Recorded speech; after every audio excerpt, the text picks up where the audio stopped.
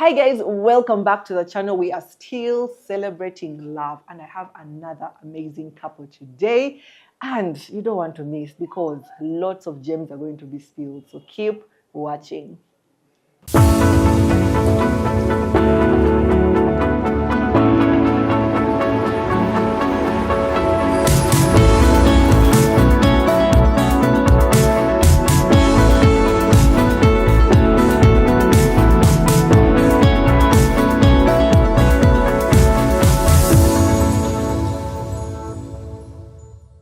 Today's episode has been shot from Serene Beauty.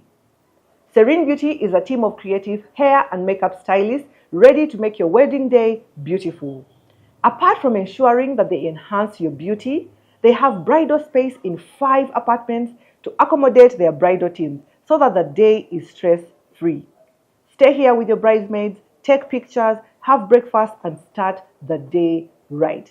You can check out their Instagram page and book your appointment today, or use the number on the screen and get ready to celebrate love just right with Serene Beauty. Drum rolls, please. Welcome, the Zziwas, to the channel. I am excited to have you. Yeah. So introduce yourselves. Tell us who you are, what you do, how long you've been married. I'm Paul. She's Esther. We are the Zziwas. We've been married, so every Valentine's Day we make a year. So that's going to be 10 years. Wow. Yes, it's going to be 10 years. We have 2 girls and 1 boy. Rachel is making 9 years in a month. Monica is making is already 7 years, and then Bethwell Beswedi is 7 months now. Wow. Yeah. So that's the it's not Nakawele anymore, but Like 2 years. it's 7 years. It's 7 months now. We stay in Gayaza. My wife is a public health researcher. She does pedestrian crashes and things. That's her research, affiliated to Makerere. I am a veterinarian running private practice. So yeah, that's what I do. Yes, that's we do church in Gayaza.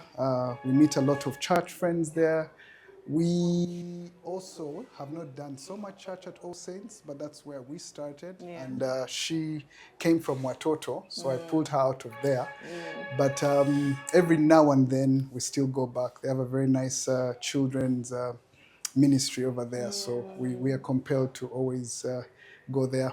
Wow. That's us, the Zziwas. Nice. Esther, is there anything you want to add? Does it miss something? She should add something if she likes. Yeah. I think that's it. Hasn't missed anything. He's trying to cover that. Yeah, amazing. Okay, so we're going to do a nice breakup. We'll answer some this or that question. Are you spontaneous or are you planners? So either individually or as a couple. Yes, we can start. So there's a bit of both, but mostly because we've had moments where we make plans and then the plans are something else happens. Yeah. So for the bigger part, we plan like the major events that cannot allow for you to be spontaneous. Because you must tell people in advance. There are all these details. But on our daily lives, we are mostly spontaneous. We are not the kind, my calendar or this, Ooh, like my calendar. So we are not those kinds. We take days as they come and then we readjust depending. And I think my Google calendars only have like work meetings, Zoom meetings. But our personal lives, we are really spontaneous. So are you available tomorrow? Let's do this. Let's do it. Oh no, something came up. Can we do the afternoon? Yeah, we are mostly spontaneous. And we enjoy, some of the things we've enjoyed the most have just Yeah, let's do this. Yeah. Yeah, we've had moments where we are so exhausted. Tomorrow, let's hit ginger. Like we need to camp. We are, but then we haven't planned it. Like we haven't planned it ahead of time, but we are burnt out. We know we might suffocate by morning. Yeah. And then we don't have many parties to run, like that have to say yes or no. Yeah. It's just the house. So people put your things in the bag. Let's change environment tomorrow so we can detox. So we have that side, but yeah, so I would say largely spontaneous, maybe 60%, then 40% planners. Yeah. Okay. If you had to describe each other in one word, what would it be? One word. Oh. One word.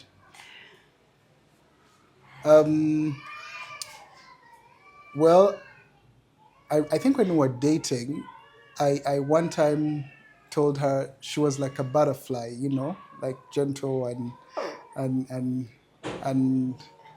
like beautiful, silent beauty or something. So when you said that, I remembered the butterfly. Yeah. And yeah.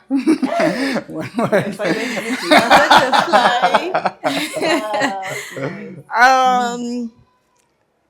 One word to describe us. You, me. To describe I you. described you, yeah.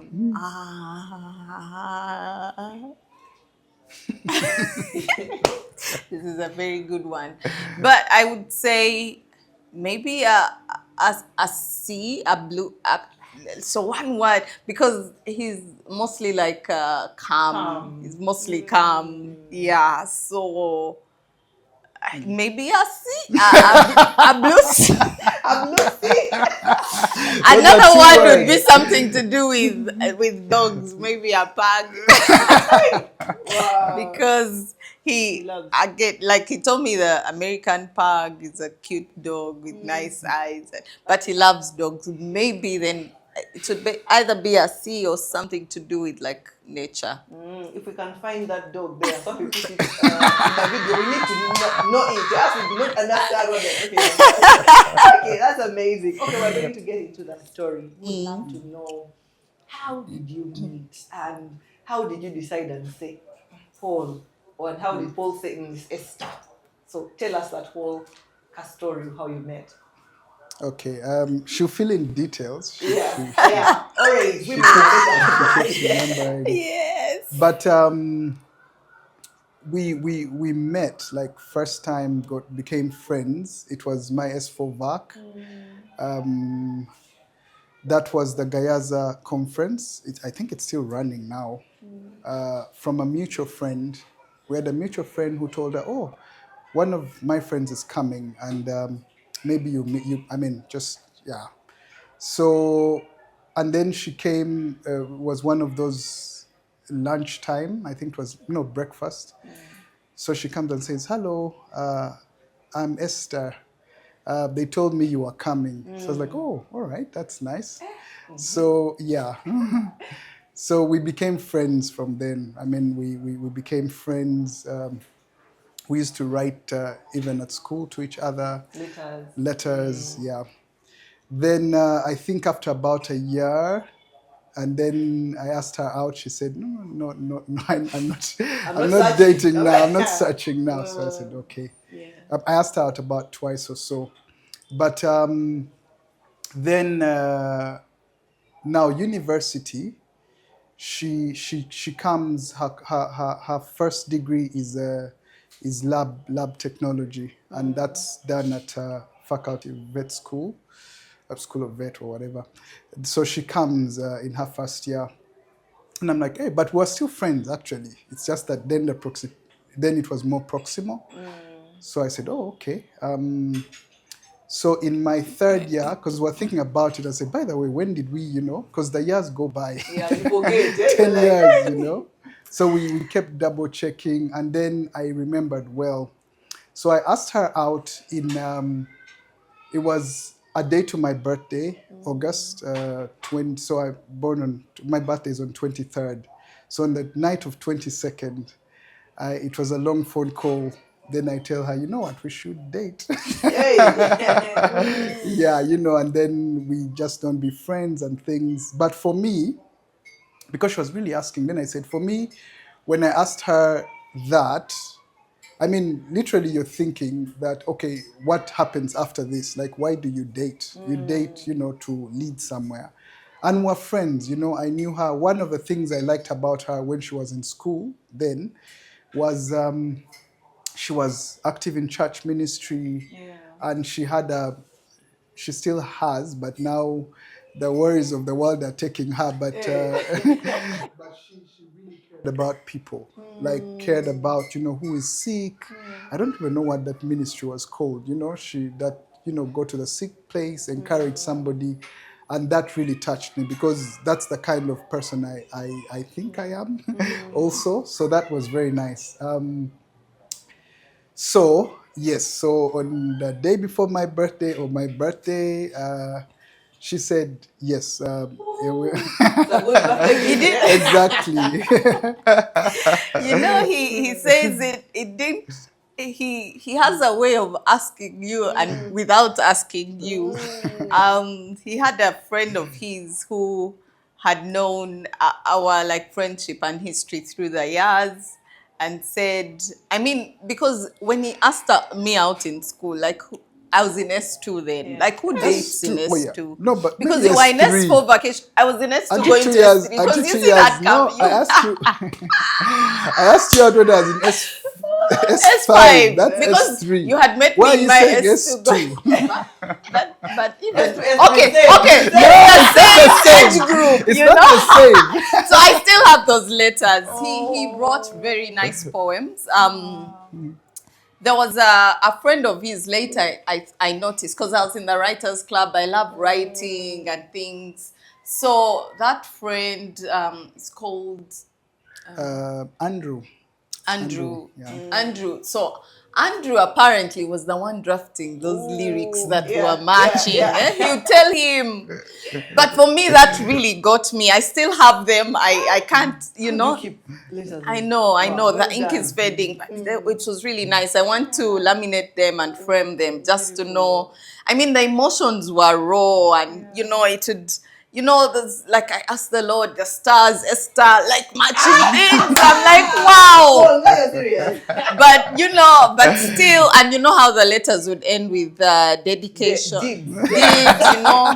Then he was in Budo, I was in Gayaza, and he would also tell me about his school hassles, how he's trying to read the PCBs and sweating, and it was really good mail. But I really like you. Can we be together? But I couldn't wrap my head around what that meant. And then +1, the lyrics, I think it was +1, and but so I'll be like, no, we can just be friends. And then there was coaching, and then there was coaching. Because I was saved, I thought dating was akin to, in my head, it was who does that now? Get behind me, Satan. But we were really good friends, and I had coaching, Bat Valley, in town, and then there was, what was the ice cream place? I don't know. There was one. Closed. There was one below Watoto. Santos? Santos was the other one, but then there was Around another one. Watoto, yeah. So we would do ice cream, but still, friend zone. Friend zone. When it comes up, please. No, not now. But in the process, he got to know my family, because you have no phone, so he's calling through your mother, your big brother. Hello, this is Paul. Can I please talk to? Hello, madam. This is, So he got to know my world, and like he said, once in a while, there are concerts, maybe Bugos Jam, Golovi Church had a thing, or All Saints, Watoto, maybe some cantata, or so you're merging events, but your friendship is growing, and you're really seeing how this person interacts with the rest of his world. I liked that we then became very comfortable around each other, or like honestly. And I saw he always had this thing of tipping, like when we eat out, and yet like you don't have much, Like, but he yeah, puts it's like kind. a 1K. Yes, yes. So for me that stood out, because if you can be kind to the waitress, if you can be polite to other people, then because even if you marry me, my world is full of people, my family, so because I was comfortable around him in all these settings, for me that was a plus. So when we went to campus, I was in Africa Hall, which was near VET, and then he was in UH. But because he was at vet school, a friend of his, Philip, had said, like immediately I checked into Africa Hall. Sometimes Paul would come around the compound and say the internet is faster here, But I think what stood out for me is my day one at vet. I am in the lecture room and Paul is passing and he sees me and the lecturer has not yet come in. Like his face lit up and he just came in and gave me a big hug. And then I just knew that whatever university is going to be. So Philip, his friend, says, I don't think Paul will ask you out again. You already you've been It's like you're saying no and no. So I think he's just comfortable with the friendship. But over that first year, it was like check-ins, by the end of that year is when we had another friendship, like a long phone call. Because initially, those days of 99% discount. Well, Zones, yes. yeah. So secondary school was those times. So he waits like midnight. Is like, I just grabbed like a 98. Hi, how are you? It runs you to 2 a.m. and you're catching up. Yeah. And he's telling you his family, his cousins, But now at university, we would talk, but it was like really friendship. So in one of those things, he slots in, we should take this to like another level. I'm like, so I always had the spontaneous part in me does not like being bored. But now I'm learning boredom is part of life. There are seasons where you're not in activity and it's still okay.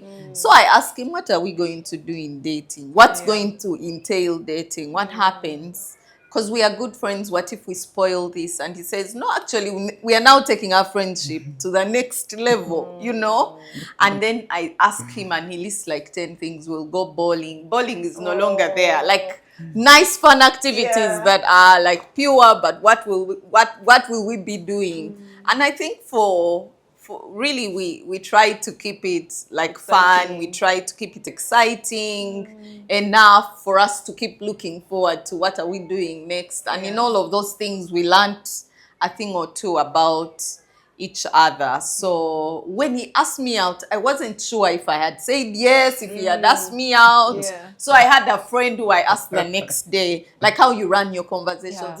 How is Paul? Hey, by the way, last night, what does that mean? She said, you're dating. Today is day one. I said, what? And then it's his birthday. I have nothing planned. So that was my first day of dating. It was like, It just snuck up on you. yeah, so I'm like, okay, now I have a boyfriend, but now I was ready for it.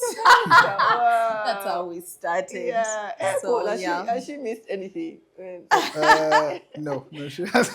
What was going through your mind of having to ask once, twice? Weren't you feeling like, you know what? I have tried, it's Gawa. I mean, in the beginning, yeah. So you're like, it's okay, I mean, because it's always that my wife and I always have those conversations of saying, basically life, you've tried, Yeah. So it's not that, she was my good friend and I didn't, and I thought she's Christian, she's, fun, like she's very fun to be around. Then, but then you've asked and then they said, no, not really. So you're like, okay, but I asked. So that's what was for me. Yeah. You did your part. I done my part. I can't say I didn't try. I can't say I didn't Yeah, that's amazing. Okay. So now you get 10 Yeah, that's a long time of doing this life together, you know. How is it? How is marriage? What can you say about marriage? How is it going? Wow, I can't even believe it's 10 years. I had someone who said the big 10. You know? But I think every year in marriage matters. Every year leads to another. Because the first year is like sparks. Actually, when I find the first people in that, you want to hang around them because they have bubbles. Like they have bubbles, and it's magical in its own way. It's still beautiful because it creates the rooting, the foundation you need for the next phase. Yeah. Because if you start with the 10-year comfortable zone in first year, I would be like, are you guys? Yeah. It's that bubble, you know, you just can't have enough of each Each other. You can't. You know, even when your person is sleeping, you're like, oh, I wake them up. A concluding remark, you know. The first year is magical, you know. So now for this interview, if this was year one, this space would be too much. We must be like, you know, and because why have you separated us, you know? Oh gosh, but you know that's important. And then it leads you, and then the babies come, and you know what the babies mean. They are a product of your love, but those guys, It's tough. and you know what happened is that we did not space them, so we had this year, next year. Oh my gosh. So those 2 years were like just blurry between feeding Like, and what's child happening? care. And you know, and so you start to really do life, but then you're getting bonded, you know. So many things happen, so many things have happened. I lost my mom in the 10 years. He's lost his mom, you know. So who we are is different, but now we are closer. It would be harder to pull us apart now than the first year because we've journeyed through different seasons and parenting. Our friendships have increased over time. There are fewer spaces where people want to recall. In fact, there are spaces where now, if you called me by my maiden name, they don't know it. Like, who is that? You get. So now we are slowly moving into more years where our worlds are more connected together than like disconnected. There are fewer spaces where you're going to reach and they won't be like, who is Paul? How is he? You know, so I think at 10 years, the bond has gotten, you know, stronger. You start to really, I don't know, it's beautiful. You are able to express yourselves better to each other without the confounding effect of the butterflies. You don't know if it's the hormones talking or your head, you know. Now you're able to tear through all of those and see vision. Where do we actually want to go? Am I happy? Am I, you know, the more you bond together, the more self-aware you become, which you'd expect that you'd lose yourself more as the years go, but then you become more connected to yourself as the years go, more understanding, and then who you're bringing into this relationship. But I'm glad, and then your families also become one as the years, the relatives, the in-laws, the phone calls get mingled up. So now, they now call him. yes, so they access, because on the wedding day they didn't know the wife that they were getting, or the husband or the son or daughter. Now they are very comfortable. All protocols at 10 years have been broken. You know, if there were things in you that you were trying to, now you're yourself. If there's a function, wait, like, what do I need? Head out. You don't need to be like, is Paul around? How will you know? If my dad needs to call Paul, it's not, you know, how, it's like, I hear you. so you see, that's the phase, like, the oneness is now real one. That you start to really, I think it's a more comfortable place to be. You're less nervous. You can express yourself. You're not saying, oh, I'm in-laws, I need to, you know, they've seen you. I think when I gave birth to the second born, because of the close spacing, we couldn't keep both children together. The first one was still wanting to also breastfeed. Breastfeed, So I was nursed at my in-laws, and that gave me a lot of room. Like, again, you're yourself, You're and they're free. trying to be like, who are you? You see? So I think for us, that's what 10 years looks like. Gone through many things, made many changes, you know, and it's beautiful because the growth is now, you see a point of growth. Still beautiful, but, you know, exciting, but not the other exciting. Yeah, the other Another, butterflies. yes. So butterflies still visit you, but not constantly. Yeah, maybe Paul can say, Paul, but I 10 think that's years. what it looks Yeah. like. It's- 10 years. It's got everything in there. It has the really beautiful times which come, and it has the very, very hard times. So it is, you know, it's all there, all there. She reminded me when we had our firstborn, that time. So we got married. She started her masters when we were dating. Okay, I mean, of course, yeah, she started her masters just a few months to the wedding. So she was in school then, and then, you know, we get married. I think Rachel was born. Were you done with the masters when she was born? Yeah, because I remember attending my graduation function, like, Oh yeah, very heavy. you very see? heavy. Yes, Yeah. yes. So Rachel is born, and then we have expectations of, her school is done, so maybe she'll have a job then, and then maybe. So for me, I in the beginning, as a wildlife veterinarian, I was doing chimpanzees then. So I'm like, but this family thing is not easy, because then you're like, okay, should my family be raised in the wild, or should I come and do cats and dogs or whatever around? So we had to make that decision. And then we did. So we said, you know what, let's come this way since you're finishing school and everything, and maybe there'll be more opportunities. So you really learn, and you're like, okay, the rent is tight. What do we do? Yeah. The baby's here. She needs diapers every day. She needs, you know, we need a lot of stuff. And we have gone through a lot of that, of that. When you have a lot in plenty, when you have a bit little.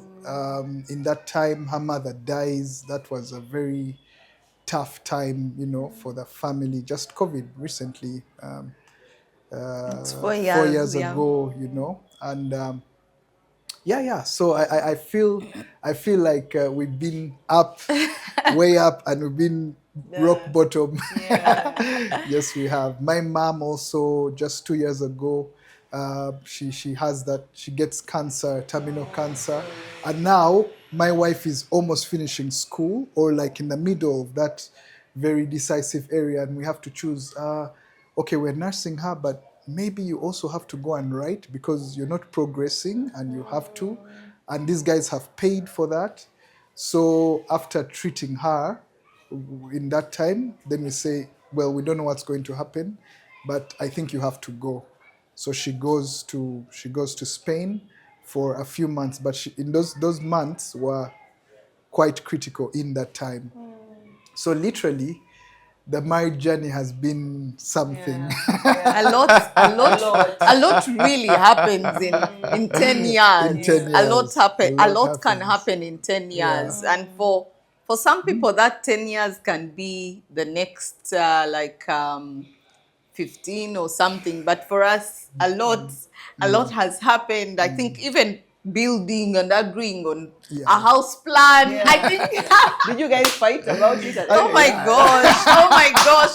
And you know, because you know the All Saints Fellowship that we are part of, so the 10 years group, it was comforting because we were building around the same time, and then we had a fellowship where we just talked about that, and we realized the friction we were having. You're not alone. We were not alone, and we laughed, you know.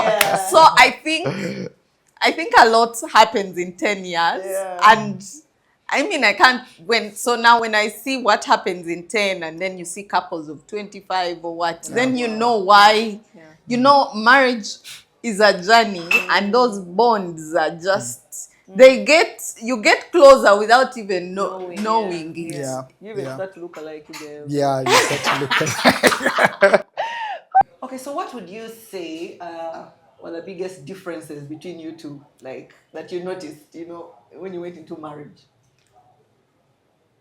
maybe one. I know there are many,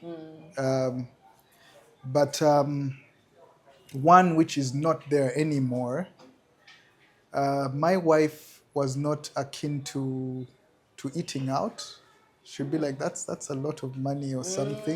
There's some background there. You want to tell us? It's going away now. So Yeah. she's like, oh, I'm not going to look at the bill or something. But those days she'd look at the bill and say, but now this money, and then now we don't have fuel. But for me, it was important because we bonded in that time. Like before she saw the bill or anything, we just had us, and then you're lost in you're lost in you, for those 3 hours, and then you start life after. But then on Monday, she'll be like, Yeah, wait a who minute, the but we spender spent, is. and so yeah, now it's not there because she's now okay. She just didn't like the money, but she likes it. When you say, oh, let's do this, she's very happy. I think that was something a bit different, maybe. So what was the cause? Was it some I think drama? I think, I came from a family where my parents' version of what eating out would look like would be cooking at home and calling people in. And I wasn't big on menus or things like that. But Paul is like, there's a good Italian restaurant. The way they put over what cheese and grate it. Oh, wow. Like to that detail. Now, this Japanese one, the noodles, the way, I'm like, noodles? Like either it was a villager or me or the upbringing. But why are you spending, So for him, he would take time and look through and look at reviews of these places and say, things "This like one that. we need to try." This one we need to try. How do you like this? In fact, there were times when he would choose what I should order and be like, try this other, maybe, But I think when we were dating, we would just go to Java's and take cappuccino and hot chocolate and talk over that and things.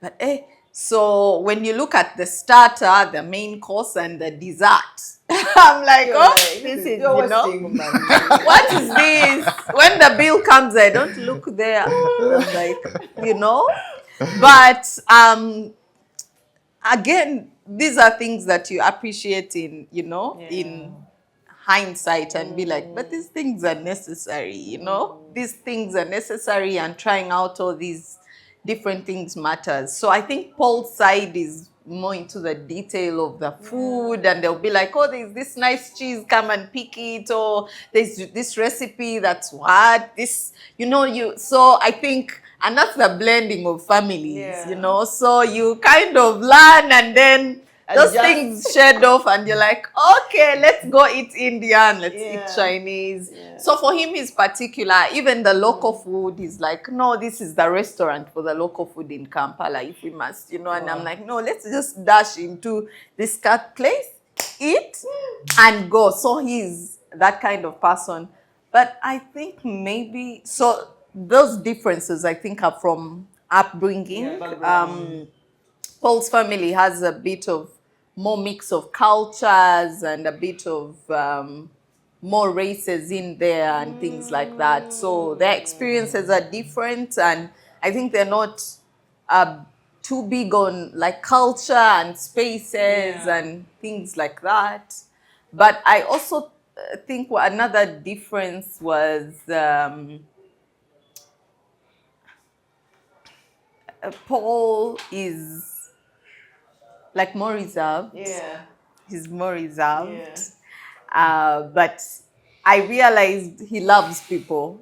So we love people. So that difference bonds us. But he's the kind, if there's a crowd, he's going to get one person and catch up with them. One-on-one. But he's not going to be loitering everywhere. I'm the kind of, hi, what's up? Hi, what's up? Hi. where God brings you together. So at the end of the day, I don't have any summary on. He'll be like, "How is Lisa doing?" I'm like, "I think she's fine." You're I not saw you sure. guys talking. No, we just caught up there. Like I'm just trying to, But for him, he's more like deep. So I realized that he has many friends that he connects with at that level. Like they are really like and. I think for me it's like hi and then if we can catch up that's okay, but already I feel like I'm satisfied. I've seen Lisa, she's okay. Next up, Yeah. so I think that was a difference. Paul was not like big on like Facebook. Okay, now I'm not, but he wasn't like big on his phone. He'd like leave his phone for hours somewhere, but he's like actively trying to maybe mix some things, a recipe, catch up with some people, and then and then for me it was so he'd be like the phone. One of the rules would be like after 7, no phones. Now that's getting like blurry, very blurry. But Paul was so disconnected of his phone. He was a more in-person, like a good thing. Yeah, like when you call him, people call me and be like, "Where is Paul?" I'm like, "Is he? Honey, where is your phone? They're looking for you." Yeah. But when they eventually get home, he's like so warm. He's been busy getting them ready. What will they eat and what will they have for dessert? Wow. This banana split if I put some chocolate. So I think that's like a huge, that was also a difference. Yeah. And did it affect you in the relationship? Like you're trying to communicate this person is a bit reserved, and what effect did it have on the relationship? I think for some part I had to cover some of those bits, like when they call, sometimes I know they're looking for him. He just doesn't have the phone. But also because he was reserved, I had to run ideas by him ahead of time. Paul is not the kind of like chap. What do you think now? Now, now you're going to be frustrated. You need to run it by him ahead of time. I learned to just like at that point, like I would pick all the calls, pick some of his relatives called, speak like different, we were leading the Fine Wine Fellowship and, like I accepted that he'll be with you, he'll give you all the support, but because he's reserved, he's not going to be the one that's talking. Yeah. But he's like in it even more than you are, like 100%. Did you notice this? Yeah. We need to pass by and check on this person and notice all those finer details. And another thing is that it started to cover me when I appreciated it, because there were decisions like where to buy land. At a certain point, he was walking away, and so I'd be busy sending him videos. Have you seen this car estate? This is the place. Yeah. They almost played me, So Paul would be like, "Please wait." I'm like, wait until I come back after a month. Get a surveyor, and then wait, and So for me, just learning to wait, like sit and wait, and you're not bringing it up. You're trusting that they're waiting. That difference, because I'm like, chap, where are you? Let's hurry. Let us do this and finish it. Yeah. But God has blended us together like that. And then because of that, you learn to appreciate it with time. It's not easy, because you're like, why are we waiting? These are targets. I love that, because many times it can frustrate you. For many people. Yes. But knowing who your partner is. Yes. And knowing that he's not frustrating you. Yes. That's who he is. Please, So many people, especially people who have just started marriage, can get frustrated. And they think they'll change the person. Why is he taking long? Yeah. He's not serious. But in that, he protects you. You find he does. I know many instances where even when we travel, like he takes time, but he's paying attention to detail and costs. I could miss those details. So along the way, you realize God is the perfect matchmaker. Right. And he never makes mistakes. Like, and I know even for him, in the little words, if he could express, I know he'd be like, even me, I like Esther's speed Yeah. because she texts me, Yeah. then she, I maybe won't get there, Yeah, Tell us more about that. Like, how do you feel your differences have affected you in the marriage? I think she's got a lot of, I would say, faith. Huh? I mean, I've told you about our years of our years when we were starting out and all. So she's the kind who would say, we need to go to a better home. Yeah. And then you're like, okay, but a better home, this is a bit not that expensive, but we're not paying now. And then properly, or you still have that tension towards the end of the month. But she's like, no, like a bit of green, a bit of, so you're like, oh. So I say, okay, find a place and we go. Of course, when she does, then we go together because, then we look. I still remember we first stayed in Kawempe. It was fair, but not very because the place was very crowded. And then she said, let's go. So we find this other place. And then it was a bit of more money. And then I said, okay, we have to have faith. We will find a way. And we go there, and then we had some issues there, but it was better than the last one. I wouldn't do it on my own because I'd be like, no, let me stay here. It's more comfortable. So then she's like, now we need to go to another one. And we found this place with green, people would come and we just sit out. Yeah. I sometimes board animals. My animals were happy, but it was a little bit more. But that was a step of faith. I mean, it's not that the money was there.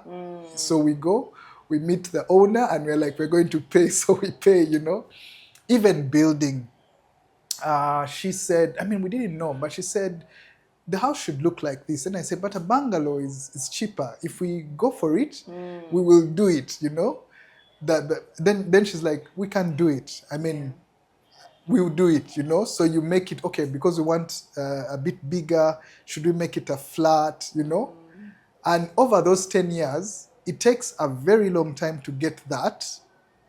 But because she has a lot of faith and then you're like, okay, it's okay. We're going to build this thing in like 10 years. Yeah. But we're building We're it. doing it. We're doing However it, long it takes. However long it takes. We've made very many financial decisions just like that. When my mom died, God allowed that, Christmas break was on, the girls were on holiday. We're like, okay, so she's like, let's ask Spain that you can come. It will probably be good for you, for your mind. Then I'm like, but the Kamani. Then I say, okay, let's start, But it was faith. She called the ambassador over there. She calls the ambassador here. EU, you don't just go tomorrow. You have to book like 6 months before because they'll tell you, and before you know it, they're like, Paul, where are you? Please come with your things because you want to catch up. So I feel like By one the of time the he went bigger... for his visa appointment, they said, you man, you want to go. You're the one who wants to go and see your wife. Yeah, I mean, it's so that's different because I sometimes I'm like, I'm not going to do that because this is what I have. So she will push and say, no, we'll figure it out. And once you're together, you hustle together. You're like, these guys have said they want this, we don't have it. So you both say stop or let's figure it out. Yeah. But you're together. Yeah. You're not dying alone. She's not dying alone. You all, so that has always been very big for me. Very, very big for me. The yeah. faith thing. Yeah. Oh, yeah. Wow. And now what I've heard from you guys, I need to tell Steve if he's ever struggling, where to take me, what? Please call Zziwa. Have you? Because I may get that, noodles with the white. But that's really nice. That's really nice. Okay. So, from your 10 years, what values have you stood by that you feel have helped you reach this far? Like, there must be something that you're holding on to, or, what would those be? So, we have really held on to God, like everything, and the good thing is that my wife also has. So even like on the toughest time, she'll say, let's go to church, Yeah. you know, let's go for fellowship. Because sometimes you don't want to be there, like you're really struggling and all, and you don't want to go. So she says she backs by you, and she you know, she's like, let's go, you know, let's go for this. So ultimately, we have always been like, okay, it's hard here, but this is what God says, you know, this is what God says, this is what we have to do. So for us, it has been so big. The time when we had a child and private practice was not going well, and when we thought, because when Rachel was born, she was making, she had a few are they consultancies, like those projects at school, huh? They were winding down and they looked good, you know. So when you project in that area, you're like, hey, actually she's been busy, so if this professor calls her, she'll do this one and this one. Now that time, all the professors stop. Oh, yeah. You know, so you're like right there looking at each other. But you know, when you all know, and then which is very fundamental, is if you have a good fellowship. A good fellowship is strong Christians who are like open, you know. So you come and sit with them.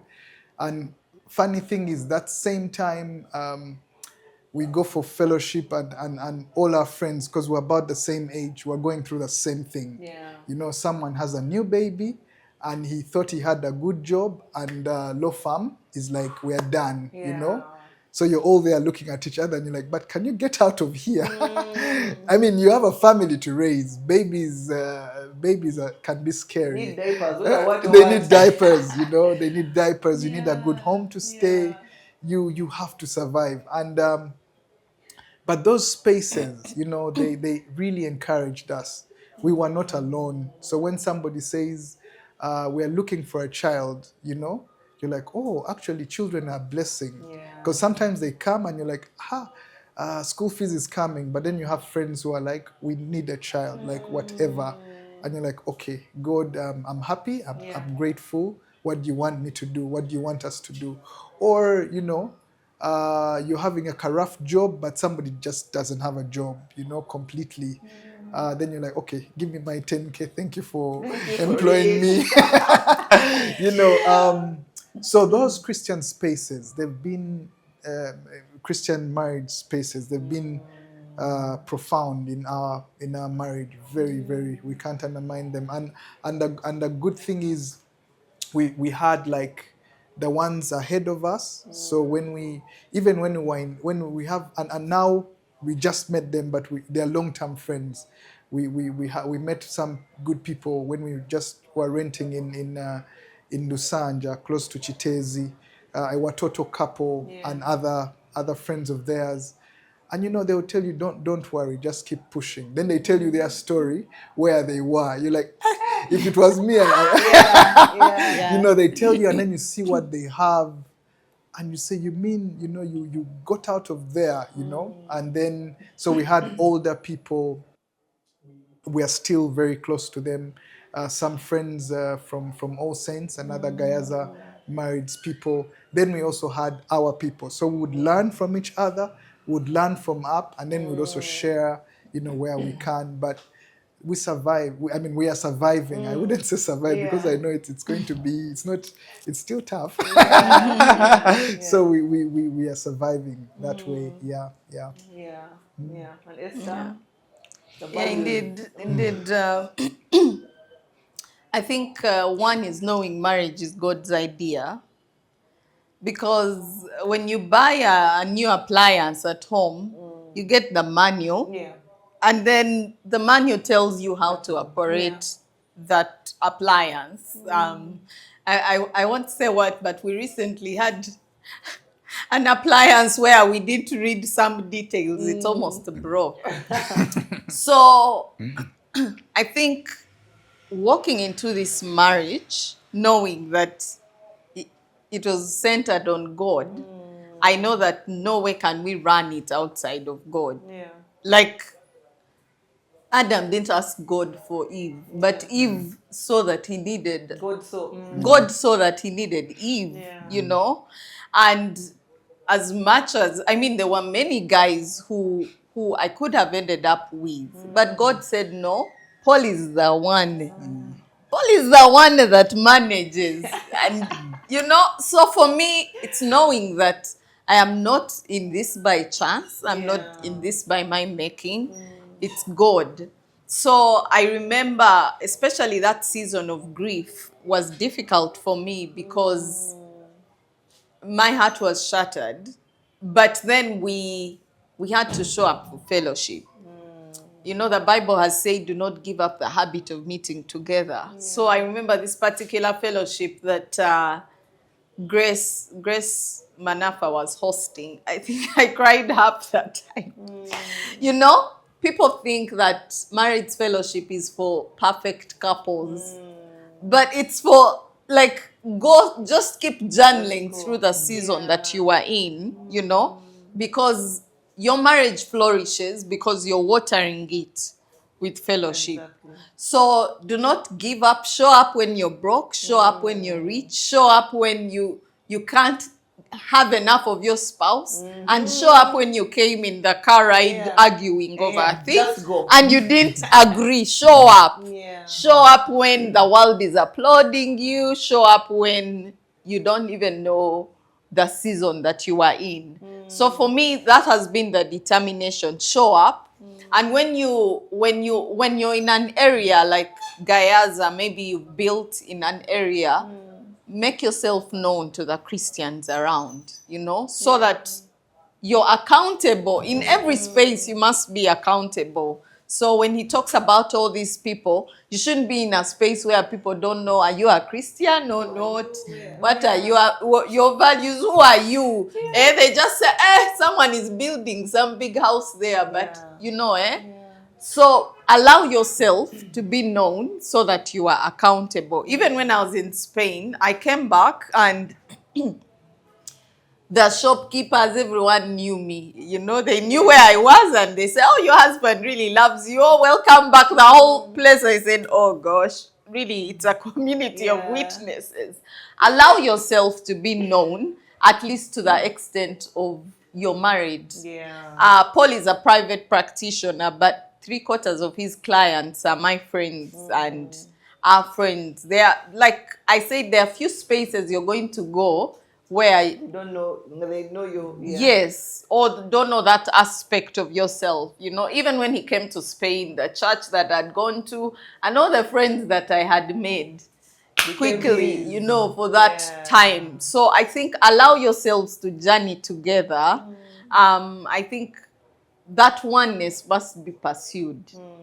I think it's easy for you to be one in one corner, but when it comes to like career or life, choices, allow your spouse into that decision that you're making. I think for me, that has been something, the God factor, and then the pursuing oneness very intentionally, but also knowing that you're in it for the long haul. So someone said that once you start to think, maybe if things get bad, maybe there's an exit route. You will find that route. Because things will definitely get hard, you know. The hard times will come. So standing by the value that marriage is for life just makes you know that whatever is happening, you must work it out. I know in the initial first years, there can be like an understanding of what is this that just happened. Can we manage it? Can we must deal with it today. But this is urgent. There's a red flag that just entered in here. But along the way you learn that even the things you don't know now, you're in it for life. There's still time. You catch up. You know, no pressure. Eat food and sleep. Today, you don't know this thing, but tomorrow you will. You have 15 years, 20, and you have God as the third coded strand in your marriage. You'll make it. Don't panic, you know. Show up. Just keep showing up. So God, and then knowing that because marriage is God's idea, marriage is ministry. So initially you think, I'm falling in love and getting married. It's our thing. It's not your thing. It's God's thing. So you give accountability. You must give accountability. So you allow yourself, you allow people to share that space with you, because you allow people to learn from you, and you allow yourself to learn from people, because it's something that you must give accountability for. You would be wrong to think it's our idea. So I think that's one. I don't know if it's a value, but I think we are very much aware of that God, that God thing. We can't take him out of this. I'm very aware that God put us together and he's journeying with us, and because of that, all the things he has said in his word that apply to marriage, we subscribe to.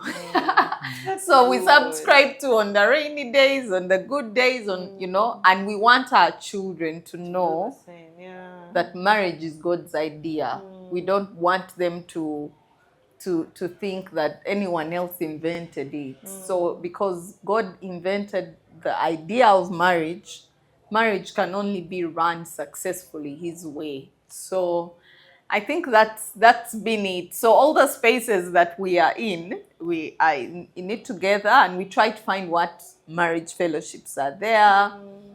We try to make ourselves known to people. At least they'll know 1, 2 details about us, and then we also learn about people. I think God loves people, so we must love people. So I think another value is people. We love people, and we love people. We've learned that we can't love God and not love people. So our house is full, always full. Not always, but when people come, we know it's a blessing that they've passed by. When people check on us, when people love on us, we know it's God's way of loving on us, because people are your accountability system that God built. And that house that you're building, it's the Lord that's building it, because unless the Lord builds a house, the builders. So you're not going to build it, put your cute door, and not allow people to come in. They should come in. They should have a cup of tea. It really is a journey, and I love hearing when you talk about people. Personally, I've been going since last year. I was going through a journey of loving to host people. Oh, like good. The gift of hospitality was not in me. Because I think maybe it comes from background or something like that, but I've had to learn. I even volunteered to host marriage fellowship. I'm like, that's work. I don't feel it, but let me do it. So that, and then you get to enjoy it, and people come and you make entertain angels, like they say, So I really love that, because people help you around, people support you, so you can't do life alone and in isolation. So I really love that. That. And speaking of accolades, you talk about accolades. Hey, guys, this lady here, we need to honor her, because she's just not a normal person. She has a PhD. Please tell us more about that. How are you able to have a PhD, marriage, children? Like, how have you been able to juggle it all and keep, the marriage alive and the children? I can't even imagine. Really hasn't been easy, but somehow when you trust in the Lord and when you work together, it actually makes it possible. You need a community of support. You, like those people you're talking about, some will cover, like there've been instances my parents cover for the children. I had a lot of travels, conferences, meetings, and my mom was quick to take her leave and just cover the babies for me. My in-laws as well, they were on standby, drop the children. You need spaces where you can trust that your children will go and they're safe. Because children need care all the time, But you also need one of the best things is when your spouse is good at child care. Paul is the kind that will know where the children are with their grades and who is trying to learn how to subtract, and and he's hands-on when it comes to that. And that's why, again, I emphasize that God is the perfect matchmaker. There are qualities that he will put in your spouse so that you're able to accomplish some things, and so you shouldn't be even struggling and saying, shouldn't I be the one who is good at this? God has covered, so you need to be aware of your strengths, so that in that partnership you're able to support each other. So Paul is good at, take the children to school, cover them with their homework. He's also good at schedules. He's good at it. 6:30, it's now time to what? 7:30, it's time for bed. Wow. Bible routine. He's not trying to spice it up, but he's doing it, And the children love it. The children will be like, oh, Daddy, Bible time, Bible story. Tuck them in bed, and that day is done. And then they know who to come to when now they don't want schedule, but they, So for me, I would say that's his support. Knowing that he was in this together. When I had defense, he was still quite the baby. And so I was thinking, we were trying to look at options who can help us with the baby now. We're still in that. No, just here.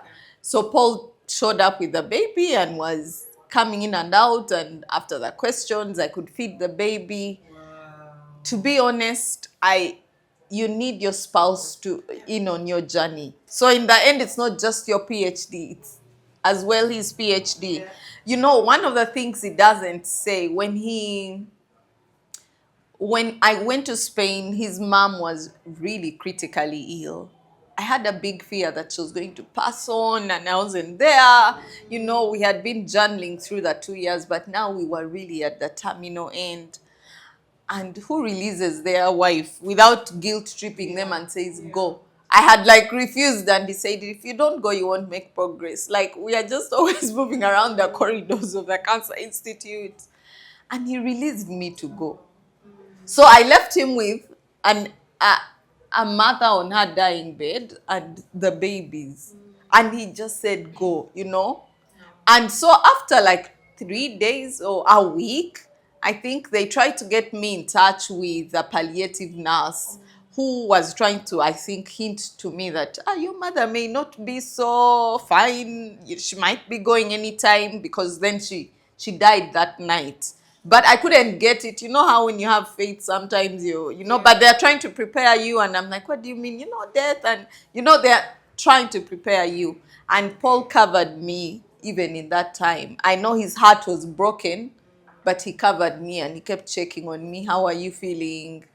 We are here with the girls, taking them to school. That was a point where, and that's why I really looked forward to seeing him when he came over for Christmas. Some of the travels we've had, conferences, Bangkok, we try to merge them.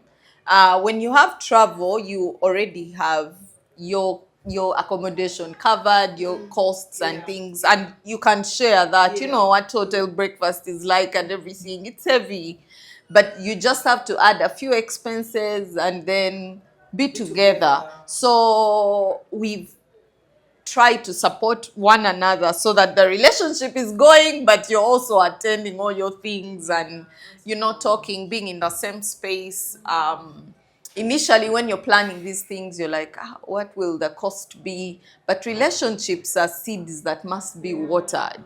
It's very easy to arrive at the PhD and then lost everything else. Your marriage is not there, but you're very successful at the career phase. When they call the PhDs, your spouse and family stand on the red carpet and they are drumming. And I always thought, what? I have friends who are on their PhD journey. The husband said, choose the PhD or the marriage. And then sometimes people don't give you that question directly. Yeah. But it's that they make it hard for you to maneuver so that at least you're late for things, you're falling out. They just make the environment conducive for you to fall out. So when you fail, you can't even put a finger to it, but your world was just very disorganized to achieve that. So my husband supported me, my in-laws supported me, my parents supported me, God supported me. I remember Reverend Betty there in All Saints, she'd check in, even when I was gone, and Holy Communion, comforting me, visits at home. I've had a community. I've had a community of people supporting me. So at the end of the day, even the girls at home, but when I came back, they said, but mommy, don't go again for so long without us. But even your children, you bring them on board and say, I must finish. And then they say, but why are you studying? Your younger sister's already graduated. For you, why don't you finish? They come into the Zoom call and then they try to be like, who is this? And then your supervisor sees them in the video and then you try to be like, but I think that you take all of who you are into the choices you're making. And when you try to separate your worlds and say, okay, now I'm removing this hat and now I'm wearing this hat. But how can you remove hats that are part of you? Your children are part of you. Your families are part of you. Accept them. Accept everything that's on the plate. And then how do they support you?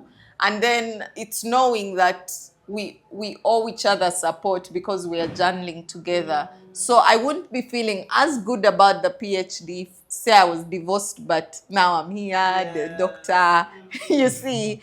So all of life, when you pursue wholesomeness, you're able to say, there are times I had to cut out and be like, and now this, let me leave it. Because the children, there were opportunities that you're like, this is very intense. I can't balance it. So I was just living off my PhD stipend. I wasn't trying to find other things. I'm like, this is the money I have.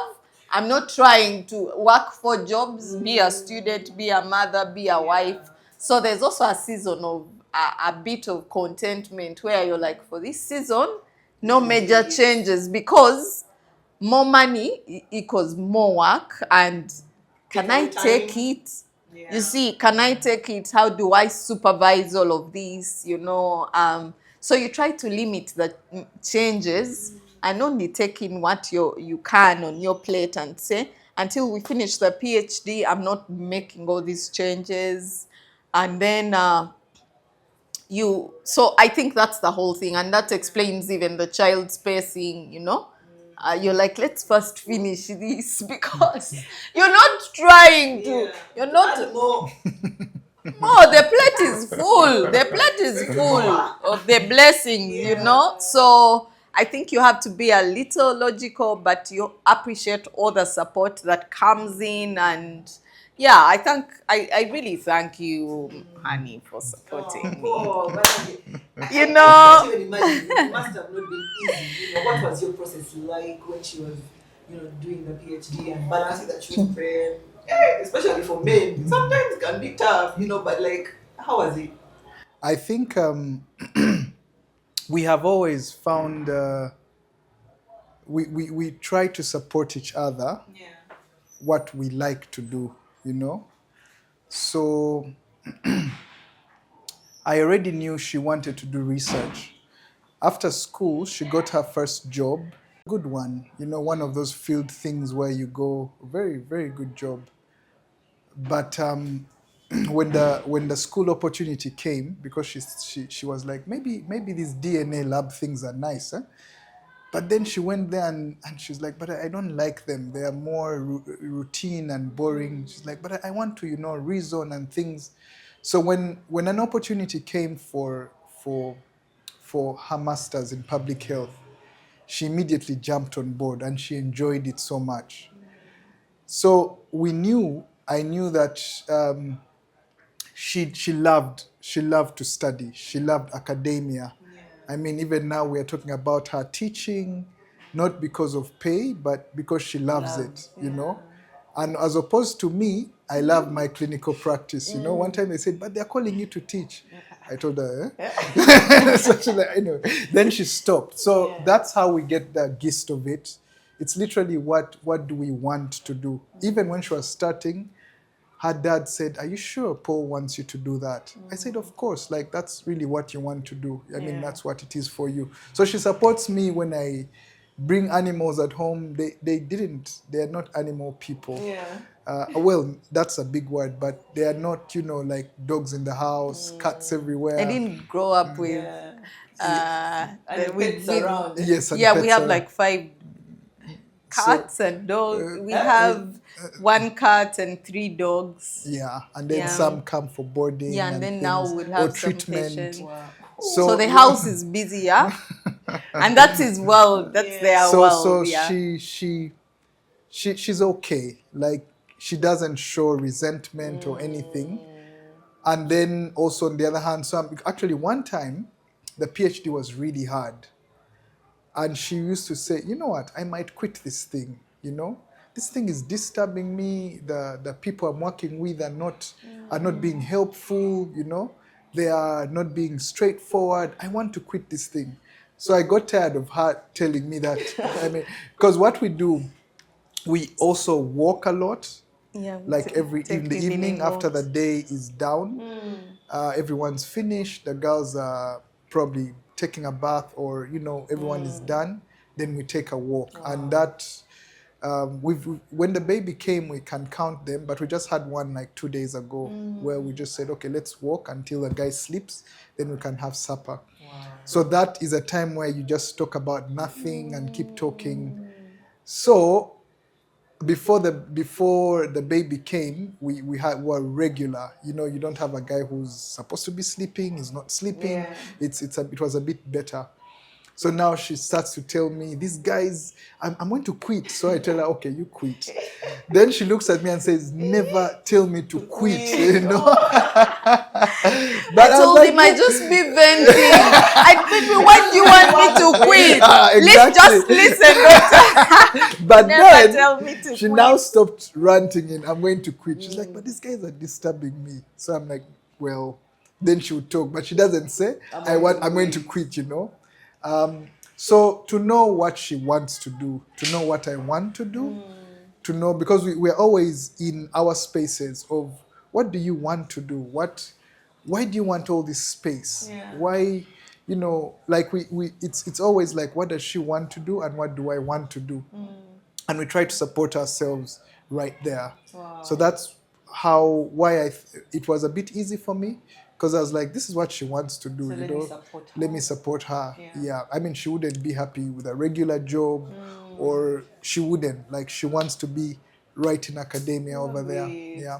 And I love, because someone would think it's only you who's sacrificing or doing that. But then there are things also she's dealing with you. Yeah. One time she said, "This dog is stubborn. They should take it like tomorrow." I was like, it really hurt me. Yeah. But I said, okay, I mean, Everyone is give, it's what, exactly. And sacrificing you it's are. really so that's that. part of, that's part of the journey. Yeah. And I really love that. Dealing with the dogs. Wow. So, anyway, so you've talked about the walks. And sometimes someone in 10 years may say it can get boring. You have to how do you keep the spark, the fire burning? Because sometimes 10 years you're like, again, what are we going to be doing? But year 1, year 2, year 10. How do you guys keep, apart from the walks? Because that's really, wow, every day. Nice.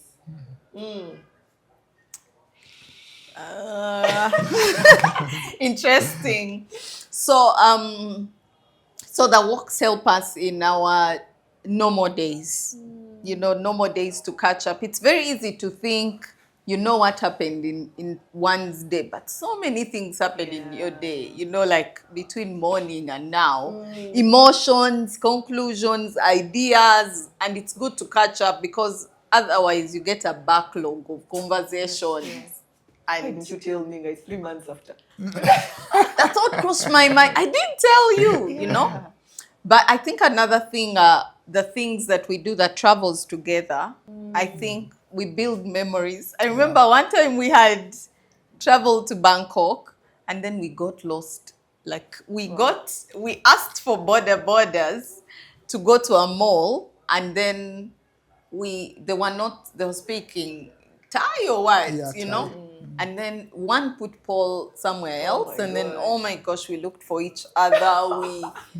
When we found each other, because I was trying to find someone who speaks English, I'm trying to say he has beard, he's dark, but zero. You know, I'm at a train station. Paul is also looking for me. Then I'm thinking, okay, maybe and you know, there's no Wi-Fi out on the street. So I'm thinking maybe I go to the police station, maybe he'll go there. When we found each other, you know. What are tears? You know how you be like, literally here, you're my world. I don't know anyone else. But we build memories. We push each other. It's good to travel. Like we have friends who say at least every 2 years, I don't know, the messages philosophy of every, you know, you need once in a while get out of a space and build memories, because those are the ones you look back on and you're like, remember when we went here, remember when we were in this island, remember. So I think the outside travels will keep you going longer. Like it's a major memory, even I think when you're getting Alzheimer's and those diseases. You remember it? That one. But we also do like things inside. Like we told you, the ginger camping, the Kalanga, Labanda Island. Like at least every year we try to do those things.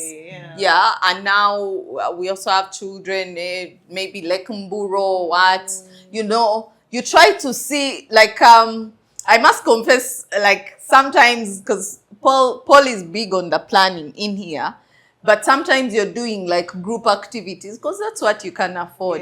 But still, you must build a memory, you know. So these two sides will be like, oh, Queen Elizabeth, 4 nights, what? And you're like, so Paul puts the disclaimer, man, I don't know the guys, but let's go, you know. Let's go. So when you reach there, you do your car bonding. Those things keep you going. And then the no more debts, eating out, you know. That also keeps us going, you know. Just go, eat out, experiment out of your spaces. And then at home, because Paul also loves cooking, he'll make some caffeine out of the, you know, and then set up a nice thing on the veranda. And then, you know, try to create your memories, you know, even when you're like, maybe right now we can't afford to eat out. Try to do special things at home. So he'll be like, oh, there's this recipe, or blend this or do this. That is his way of making home a little bit, you know, for us, because we are going to be there for a while. So we do that as well. That keeps the spark, you know. Every once in a while, throw a compliment here and there. If you've seen I usually write paragraphs for him because I like writing. Like, you know, you'll see. On our anniversary, I like writing. I step back and I'm like, what has Paul been? What has he, you know? And you know, because initially when I'd write, because Paul is again not big on the phone, I didn't know like he values those things, because he would go there, remove them, keep them somewhere. Because I'm like, he's taken me out on a what, and I'm like, honey, read, comments are coming in, I've put for you. He's like, I'll read at night. Now we are together. I'm like, read now. Let's be here looking at our comments coming in, you know? But I like to tell him how I feel. He may not, and you know, now he's learning. Now he can write like 4 lines. Yes, right. You know, and I know that we've come from far, because before he'll be like, thanks, love, but everyone's saying, oh, this is so nice. And I'm like, did it touch you, my 10 paragraphs? But I like to tell him how I feel. That's beautiful. At least he won't be second guessing, does she like this or doesn't she? Does she appreciate? I will tell it to him in the words that I can. But also there's something magical about love that you may, the days when you forget, you know, that there's this special thing with the Mugisas. Someone else, God will send someone else, and people come in. Be like, I like this about you guys. Oh, Lisa, you're really... And then you had forgotten, or you're used to it, or you are not focusing on it because life is taking you, life is moving. And then you will pause and be like, really? Yeah, you guys. And then you remember. So there's also God's way of putting in the spark, but also fellowship. I know we have talked about fellowship, but if you're listening, you need a good fellowship. You need friends that speak the same language. You know, friends that are out to love their wives, husbands that are out to honor their, you know, wives that are out to support and be helpers, you know, to their, you know, because iron sharpens iron. So that spark, you will go and then you will listen and then you'll be like, that is, you know, and then you get recharged. It's like, you know, servicing a car. So the fellowships, the spaces, but also, you know, not taking each other for granted. As the years go, it's easy to be like, you know, lose track of what's special. So celebrate the birthdays, the anniversaries. I know, like, the Luganda word would be kujubisa. Like, try to find a way, write a note, you know, make things, you know, buy those. I still love the old school. That's why I still kept his poems. I love the cards. Aristotle has cards that will, you know, just even you plus me, we just fit, you know. Get that card, bring it, you know. I have cards that I will buy and be like, okay, I don't know when I'll use these, but these words I'll have a day. You see, You're thinking. because marriage is about building memories.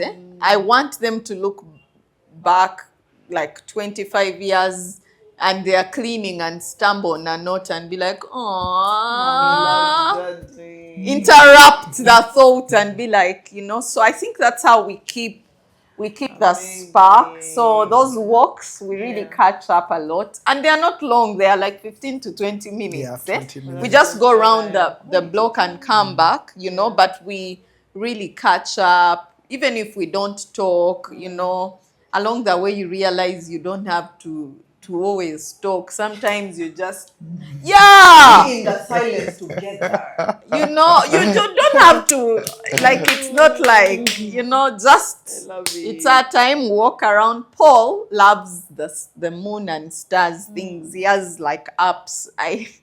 Again, something we are different, but, the moon is full and it has over what? First takes a picture, you know, or certain the planets, Wabichi, things like that. But still, we are in the moment together. Oh, the sound of that bird. He also loves birds. So we have Birds of Africa. When he came to Spain, he immediately had to find a library in 2 days. Birds in Spain. So that when he wakes up in the morning, he's like, this bird is also, because it's, I know. But you're in the moment together, you know? I love that. So keeping the spark, again, has to do with holding each other in the down moments. You see, because sometimes when you think of the spark, it's like, oh, the good days, what are you doing? But even the down moments, like your spouse shouldn't look around and be like, who is my person? You know, like, be somewhere. At least they should know that I have his back. I have his back. Literally, he's cheering me on. You know, if I'm laughing, he's laughing. If I'm crying, like, move together. You know, that spark is kept in the normal things, sitting together in service. You see, like, just be together. Don't be hard to locate, you know. Like, you've gone for fellowship, but now you've scattered into something. I can't find, where are you? So in the end of the day, this activity, we were together in location, GPS, but we didn't really, like, truly connect. So, you just allow yourselves to find each other, be together, make friends together. Yes. That's why when I went in church and maybe you were looking for this, and then the usher tells you, one there. Yes, no. Find another Together. Together, you see, it's, you know, those good 2 hours are priceless. Tell your neighbor. You know, yes, I know I make Paul late for things sometimes, but those are now our moments of reconciliation. Tell your neighbor, turn to your neighbor. You know, you turn, tell your neighbor Jesus is, you know. So for me, I think you have to maximize all those moments. Church service, car rides, what. We are in it for the long haul. Then once in a while you spice it with like an extra thing. Once in a while, see the world together. I think that is it, you know. Allow yourselves to vent to each other. Like, you know, sometimes you have a situation that you have to go on and on about. You know, the projects allow your voices to be each other's voices to be heard. Like, without you knowing, the spark is big. Yeah, it's being. What's the word? Hey. Because for females, you can actually grow apart without even knowing why. Like, you didn't have a quarrel or what, but it's just you've not been being intentional about taking the journey with me, hearing what's stressing me, hearing my dreams, hearing, you know. So when you call out those things, someone said marriage is all about every day saying, I see you. I note your achievements today. I see the change you made. Like, marriage is about choosing to see the person every day. Because the world doesn't see them every day like that. You know, the world will see them when they achieve things, but your person every day you see them and you're like, hey, you have an extra pimple. What's up? You know, you notice the small, the big, you cheer them on. You know, I think that's how we are keeping the spark. It's still a long journey. Yeah, because it's for life, man. I know. You have like, I don't know, 8 years to go. What? I love So time comes when you can't take the walks and you're just limping because maybe you'd have sowed that seed and the foundation in you. there. Yes. Good. Love it. Yes. So when the children grow and the grandkids are around, we still have our cussing. We are not allowing to just grow apart because the years they run by pretty quickly. Okay, so as we conclude, these guys are deep. I don't know if you guys are deep. What a wow. Yeah. You know, what advice did you give? First of all, those dating and choosing and then those who are newly married. It's really good to have a spouse who's Christian. I mean, right from the word go. Point. So if you're choosing and you're confused and saying, hey, this chick is like, she has energy, but, you know, I would personally think that if they're Christian and you like them and they like you, that's a good thing. Yeah. You know, it's a good thing. And then you start to build yourselves in God, like really do. I mean, all our lives we are building ourselves in God. So you continue. I don't say start, but continue. My wife and I were talking about a philosophy of a mindset. So I still remember Reverend Awodi. He did marriage counseling for us before we got married, and it was I still hold it dearly because he said a lot of things that I still think about now. And he asked me to write down things I like about my wife. Yeah. You know, I said she's very beautiful, she's very intelligent. He said, what do you hope, you know, she's so funny. What do you hope in the future, you know, children and things. And the mindset came that we already have a mindset of what a spouse should be. You know, even when we don't know, you're like, no, my wife must cook for me. My wife must wash. My wife must give me babies. So he said, what if something happens and your wife doesn't? Do you trash her or do you trash him? If he's, you know, the president of you know, wildlife, veterinary, African, whatever. So you like him and then they ditch him. What do you do? No longer president. He's no longer president. You don't fly anymore. So what happens? And he said that, I mean, my wife is really like, you can read her energy. I like it. Yeah. But the time when the PhD was rough, the time when her mother went, like she got a bit cold, and I said, but this is like, she has a spark, it was going, and then He was frustrated. so like, but are you? He said, "You're my sunshine. You can't be down." So yeah, the mindset, the mindset, it's got to be aligned with God. Like, you need in your marriage, when you start, you need to say, what is it about God? What does he say? What does he say about us? What should we do? Because the world has things. Yeah. They will tell a woman what to be. They will tell a man what to be. Yeah. Culture will tell me what to be. But is it correct? And it's already been ingrained in me. And fellowship and people. I really encourage them not to go the journey alone. It's very nice, but it's also tough. Yeah. So when it's nice, you will help other people go up.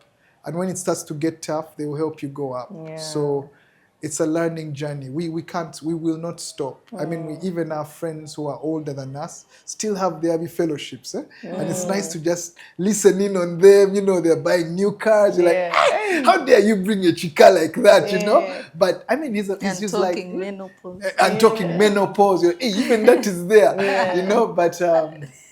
So that is really important. I mean, that's what I would think couples should be having to keep them going. Amazing. Esther, any final thoughts on advice, that cutting?